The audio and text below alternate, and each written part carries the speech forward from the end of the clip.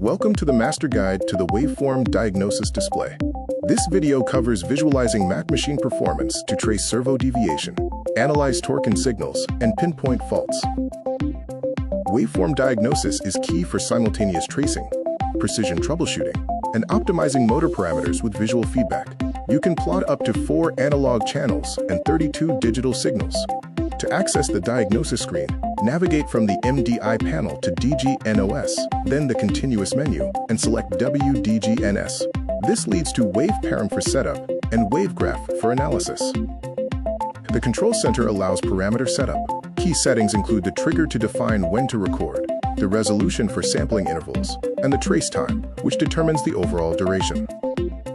Defining the when involves 3 modes. Mode 1, just, records immediately. Mode 2, after, captures the consequence of an event. Mode 3, before, records continuously and stops at the event, acting as a black box. To catch intermittent faults, set a specific trigger condition. These can be alarm triggers, which start tracing upon a specific CNC error, or signal triggers, which activate when a machine signal changes state.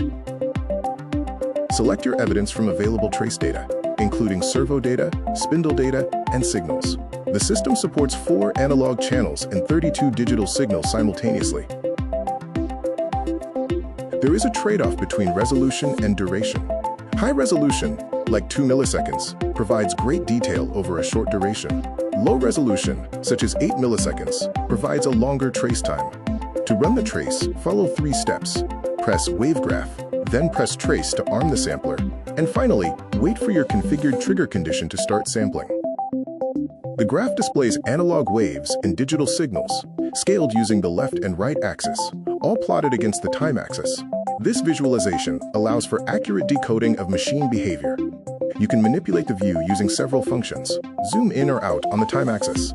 Expand or reduce waveform height via amplitude controls, or use separation to shift overlapping waveforms vertically. Data can be exported via the foutput function onto a storage device as a W.DGNS file. Remember, you cannot output data while a trace is actively sampling. The output file contains a header, start and end timestamps, the sampling cycle information, and the raw waveform data points. The file format is governed by a specific system parameter. A critical note on signal timing: names and addresses update only when the screen powers on or a trace ends. For best practice, overlap digital signals with analog torque data to instantly see the mechanical reaction to a logic command. The diagnostic workflow involves 4 steps: configure, capture, analyze, and export. Mastering the Waveform Diagnosis Display transforms your CNC from a machine into a data-driven diagnostic partner.